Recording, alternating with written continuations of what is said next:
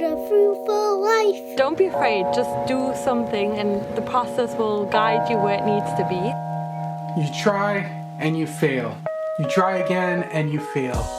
But each time you fail, you get a little closer to your destination. And each failure then becomes a learning path. It opens up a new avenue, a new process you use then to get a little closer to your goal.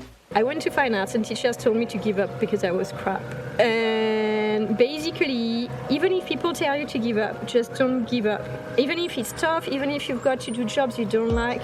But on the side, I think I would say to my younger self, do your day job, but on the side, don't give up on what you like doing. Don't try to do what people expect you to do.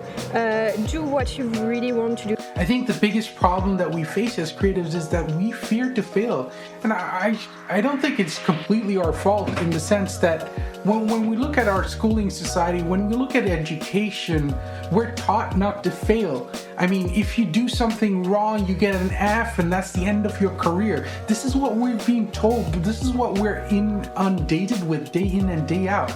But when we step back, when we go into adulthood, we then have to relearn the fact that it's okay to fail, it's okay to make those mistakes. Because each failure then becomes a stepping stone, a blueprint that we can move into the goal, the area we want to move into. I'm self-taught, so I can tell you I make mistakes every day. So, but I'm hoping to learn new things this year. So that's my main thing. You learn every day. My biggest failure.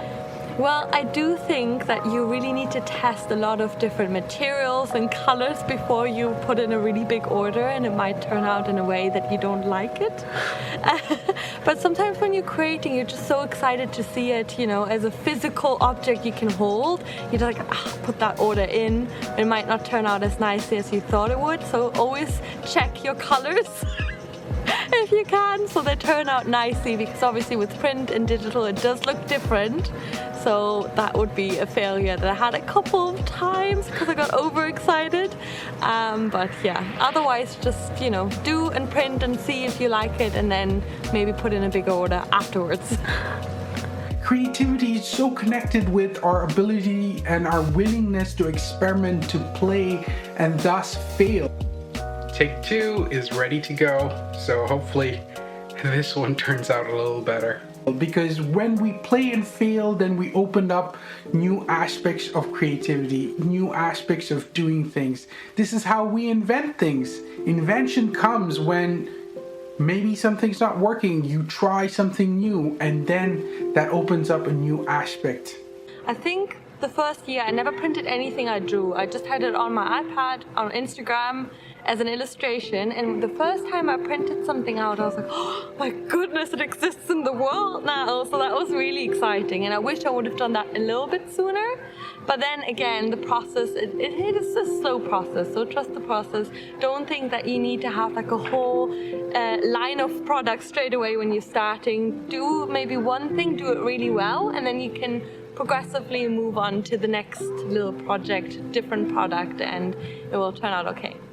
And sometimes I think is not leaving enough rooms and not giving volume. There is so much mistakes you can make with lino cut, and I think it's not until you've made the print test that you know if it's gonna work.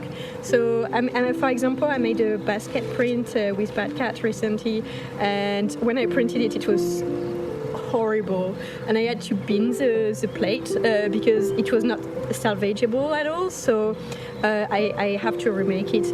But so I think that's what is great about lino, is you've got to have a very strong intent to actually have a very clear lino cut. Yeah. When I started, I mostly improvised, and now I've got to be much more thoughtful. The fact is, we all go through this. And if you're going through this right now, if you feel like I'm afraid to fail, it's okay. You're not alone. We all feel that way. What's important is that you push past that feeling and that you take a risk, that you put yourself out there. Because only when you take that risk, you will find that you will be rewarded for that risk. It might not be in the first try, it might not be in the second, it might not even be in the 10th, but in time it will come. I did not get to where I am in my creative career in a year or even 5 years. It took 10 years for me to go from studying animation to working graphic design to working as in advertisement as an art director to finally 10 years later move into doing illustration full-time. My dream was illustration, but it took that process, that time for me to get there, and it took a lot of failure, it took a lot of tries. And so for yourself, if you're thinking of going freelance, if you're thinking of starting a new project, if you're trying to find a new style,